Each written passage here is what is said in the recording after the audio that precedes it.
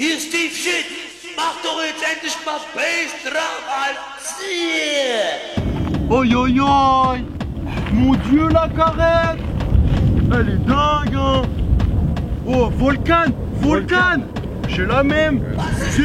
Mon gars, t'as vu? Grave. Oi oi oi. Oh, t'as vu tes feux? Oh, j'ai les feux fumés, mec. Oh, moi, ça, c'est 15 chevaux en plus. Ah oui. Ah oui, hein. Et pourquoi t'as envoyé par bout? Ah, les pare-boues, c'est du poids. Ah, le poids, c'est l'ennemi. Ah ouais, je peux voir le moteur. Ah bah vas-y, je te montre, hein. La préparation Ruggieri. Là, regarde, ça c'est chromé, c'est moi qui l'a fait. Ah, c'est lui qui l'a fait? C'est moi qui l'a fait. Ça c'est tout beau. Regarde, on met le capot comme ça. C'est beau, hein. Regarde, ça c'est tout neuf. Ça j'ai récupéré, bien t'as vu, hein. Ça bouge un peu. C'est pas grave. C'est pour l'air. L'air il est dynamique comme ça. Ah oui. Tu sais, l'air il bouge, il va plus vite. Ah oui, d'accord. C'est poussé mon gars. Là j'ai mis la petite plaque de XM parce que ça fait bien, hein. T'as vu? 130 chevaux. Ça fait vous là-dedans.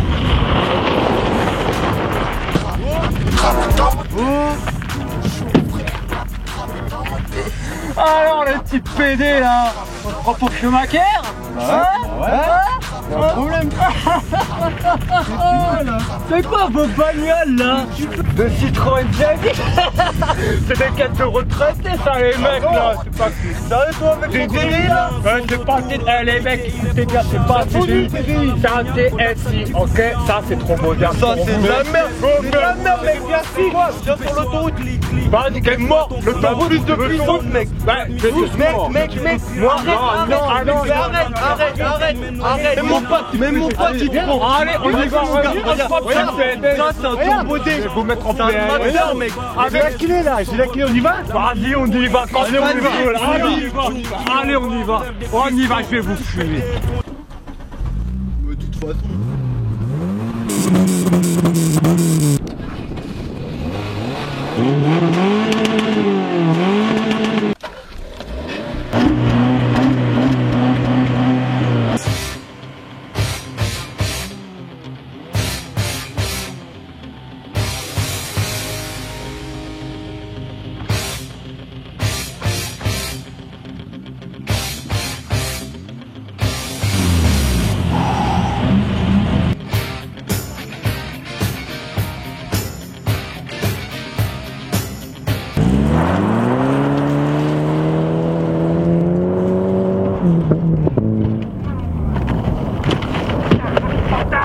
Bâtard!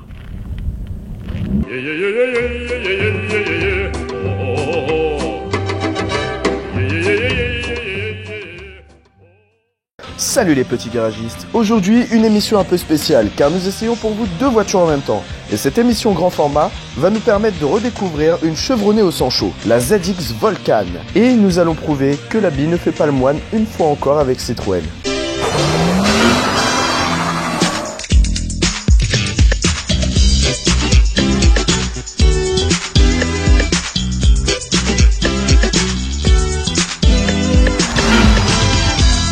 Pour commencer, la BX a 2 descendantes. La première est logiquement la Citroën Xantia, berline milieu de gamme, spacieuse familiale, milieu de l'héritage Citroën, c'est-à-dire à l'hydropneumatique, et la plus classique ZX. Cela dit, c'est en fin de compte une toute nouvelle lignée que la marque au chevron nous offre. Citroën étant absent du segment des berlines compactes, ce dernier connaissant une croissance constante depuis le début des années 80 et les concurrences taillant la part du lion avec les Renault 19, Peugeot 309, Ford Escort, Opel Kadett, puis Astra, etc., Citroën se devait de réagir. Et là, c'est avec stupeur que le Citroën nous propose une ZX en mars 1991. Stupeur car aucune originalité propre à Citroën n'émane de cette auto à première vue, si ce n'est un essuie-glace monobranche. Citroën entend partir sur des autos plus consensuelles et aussi plus attractives. La preuve avec des appellations comme Aura, Avantage ou comme notre sujet du jour, Volcan. Une technique qui s'avérera payante car 2 130 600 exemplaires sortiront des usines. Et ce ne sont pas des noms forcément choisis au hasard. La preuve avec notre Volcan du jour. Oui, notre Citroën embarque le XU9 JA qui équipe également les 205 GTI 1,9 litre 130 chevaux. La Volcan s'avère donc bouillante à sa présentation pour tout amateur averti. Vous n'imaginez pas tout ce que Citroën peut faire pour vous. Je pense que le titre de la vidéo est assez explicite. Aujourd'hui, on passe en revue les ZX Volcan. Et pour ce faire, on vous présente la 1,9 litre injection, mais également la 2 litres injection. Modèle en somme toute assez rare en bon état. Beaucoup diront qu'elles sont moches. Personnellement, moi je les trouve assez chic. Et objectivement, je les trouve même plutôt bien dessinées. Elle a de très belles fesses, typiques de cette époque. En attestent les Seat Ibiza et Opel Astra contemporaines. Un postérieur même qui laisse deviner de larges hanches. L'avant est quant à lui un bon compromis entre attributs sportifs avec les anti-brouillard et le gros bouclier et discrétion avec des optiques assez longs et un capot plat comme une anorexique. À mon avis, seul le profil manque un peu de peps. Malgré un bandeau incrusté d'un liseré rouge du plus bel effet, l'arche de roue arrière coupée nette et une ceinture de caisse un poil trop basse de quelques centimètres avec une telle hauteur de toit casse un petit peu le dynamisme général de la ligne. Et au final, cette ligne est plutôt classique, hein. Mention spéciale quand même pour les jantes du plus bel effet qui semblent être en mouvement perpétuel. Même à l'arrêt, ça donne vraiment un côté statutaire à cette compacte. À part ça, je n'ai pas noté de réelle différence entre la 1,9 litre et la 2 litres, si ce n'est le monogramme affichant la cylindrée en question. À l'intérieur, c'est sobre, c'est même morose. Et si ce n'est un liseré rouge qui rappelle le tour de caisse, le dessin de la planche de bord est lui triste et lourd. Mais bien fini tout de même, avec des plastiques de bonne facture, une belle finition. Bref, on dira qu'elle a un côté germanique cette petite ZX. Que ce soit sur la 1,9 litre ou la 2 litres, c'est exactement pareil. En revanche, c'est archi bien équipé. En attestent les vitres électriques ou le fastidieux code de démarrage. Entre autres, elle n'oublie pas d'être pratique. Avec un coffre immense et de nombreux rangements. Le combiné d'instrumentation est lui comme le reste. Sans saveur, certes, mais surtout super complet et extra lisible. Voyez vous-même, température d'eau, pression d'huile, température d'huile, graduation numérotée et deux grands compteurs très bien indiqués avec une graduation colorée pour éviter les excès de vitesse involontaires. C'est un sans faute. Si ce n'est le manque de personnalité. Mais pour moi, le mieux, c'est les sièges à l'arrière et à l'avant. À l'arrière, c'est plus confortable que mon clic-clac. La hauteur de toit et l'espace pour les genoux permet au moins à 2 adultes d'être à l'aise sur longue distance. J'ai dit 2, hein, pas 3.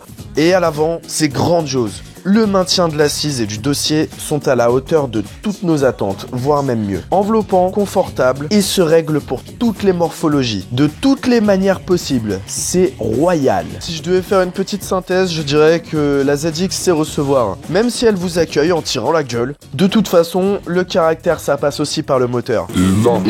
Et là, les amis, je peux vous dire que entre la 1,9 litre et la 2 litres, ça n'a strictement rien à voir. Mesdames et messieurs, on va commencer le match des moteurs tout de suite avec nos deux Volcan. Dans le coin gauche, la blanche qui dispose du 1,9 litre i, donc c'est-à-dire le XU9 de la 205 GTI, un moulin de 1905 cm3, 8 soupapes injection qui développe 130 bourrins à 6000 tours minute et un couple de 161 Nm à 3250 tours minute. Un 0 à 100 abattu en seulement 9 secondes et 205 km/h en pointe. Ça nous promet un moteur souple et fort en caractère. Dans le coin droit, la 2 litres injection, elle, embarque le XU10 J2, qu'on peut également trouver sur les 405 SRI par exemple, c'est-à-dire 1998 cm3, 123 poneys à 5750 tours minute et un couple de 183 Nm à seulement 2750 tours minute. Des chiffres qui trahissent une ambition bien plus typée route que chrono. Avec un moteur plus coupleux, mais moins nerveux également, avec un 0 à 100 abattu en 10 secondes et 201 km/h en pointe. Mais le juge de paix, ça sera la route, car entre la théorie et la pratique, il y a souvent un monde. Alors contact, moteur, on va voir ce que ça peut donner sur le macadam. Allez en route, la première à passer dans mes mains, c'est la noire, c'est-à-dire la 2 litres injection. La première chose qui marque, outre une ergonomie très travaillée, c'est la souplesse. Et pas seulement la souplesse moteur, hein, mais celle de toute la voiture. Commande d'accélérateur, commande d'embrayage, commande de boîte, mais surtout la direction. En rythme de balade, on se laisse bercer au son rauque et suggestif du moteur. Pas trop présent à bas régime, ce qui permet de longs trajets sans être fatigué à l'arrivée outre mesure. Mais ça reste une Volcan, et on veut savoir si elle est aussi chaude que son sobriquet le laisserait croire. Alors on met les gaz, on soude la pédale de droite et là le XU donne de la voix. Le régime augmente dans une linéarité sans faille, ça marche. Je regrette seulement qu'après les 5500 tours minute au compte-tours, le moteur ne se montre pas plus démonstratif. Cela dit, les 1 tonne 60 de cette voiture sont arrachés du pavé très honorablement, grâce à un bloc aussi souple qu'un chewing-gum. Autour de la 1,9 litre de nous montrer ce dont elle est capable. Première impression déjà, la voiture semble plus ferme, et elle semble disposer d'une commande de boîte un peu plus douce et plus speed également. Le XU9 a une voix plus aiguë, et on n'a pas de mal à sentir la différence de puissance. Mais le moteur, il est vrai, est un poil moins souple, mais vraiment un petit chouïa. Quant au rayon de braquage, il est identique sur les deux autos. Vraiment, c'est pas mal pour une sportive. Mais c'est tout juste dans la moyenne par rapport aux concurrentes un peu bas de gamme, on va dire. Tout comme la 2 litres i, on va voir si le moteur de la Sochalienne à haut régime a perdu de son brio sur la ZX. On tombe un rapport et on soude la pédale de droite au plancher. Et ça tire de plus en plus fort par plage de 1000 tours et ce jusqu'à plus de 6000 tours minute dans une sonorité qui pousse carrément au crime.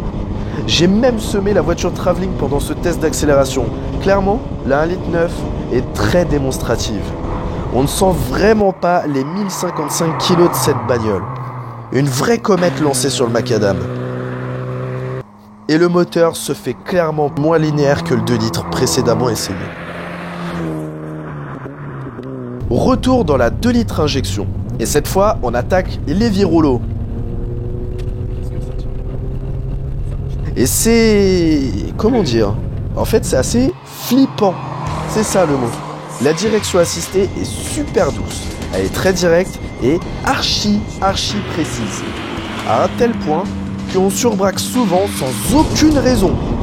Ce qui permet quand même de guider les pseudo-McPherson à la baguette et de placer assez naturellement le nez en entrée de courbe, une fois accoutumé. Mais le plus surprenant, c'est le train arrière de cette auto. Le train arrière autodirectionnel qui fait pivoter la voiture sur elle-même, ou en tout cas qui en donne l'impression. Le tout accouplé avec des suspensions fermes, ça donne carrément l'impression qu'on part en travers. Je crois que tu veux te casser la gueule. Hein. Ouais.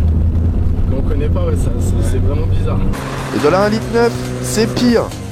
Les suspects ont l'air beaucoup plus fermes et l'arrière semble beaucoup plus joueur au lâcher de gaz. C'est grisant, j'enchaîne les courbes, pied dedans. Mais je vous avoue avec une certaine retenue. J'avais un peu peur car on ne sait pas vraiment où sont les limites de cette voiture. C'est assez bluffant tant c'est efficace. Et je pense que ça mérite un petit temps d'adaptation. Mais croyez-moi, sur du sinueux, c'est capable de semer plus d'une voiture du genre GTI. Restons dans la 1,9 litre pour la suite du programme, la boîte de vitesse.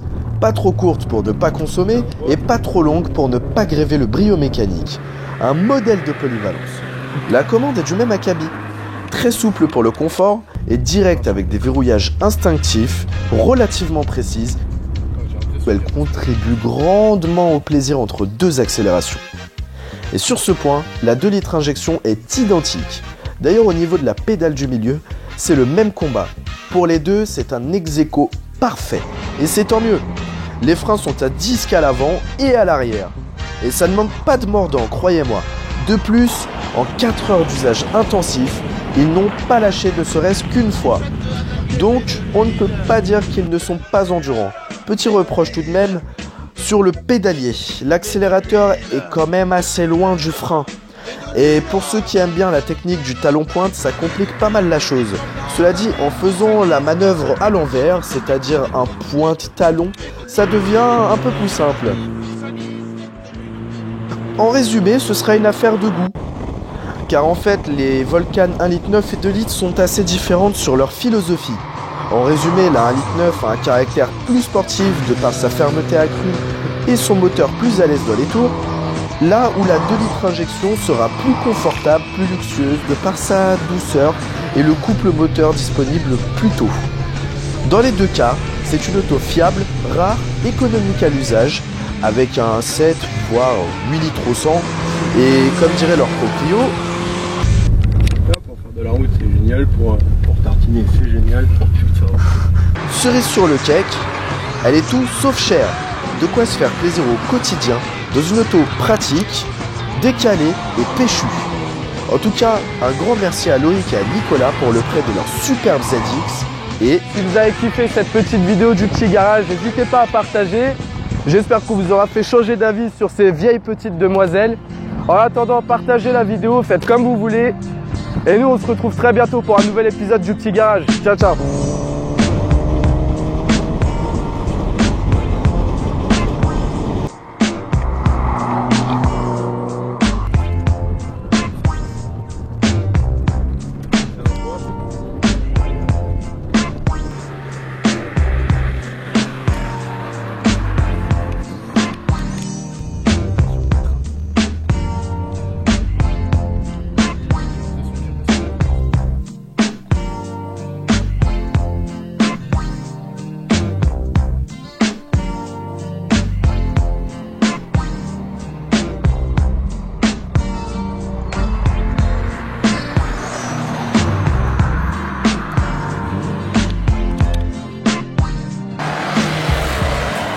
Cette qualité est associée à une direction non assistée très souple, même à l'arrêt.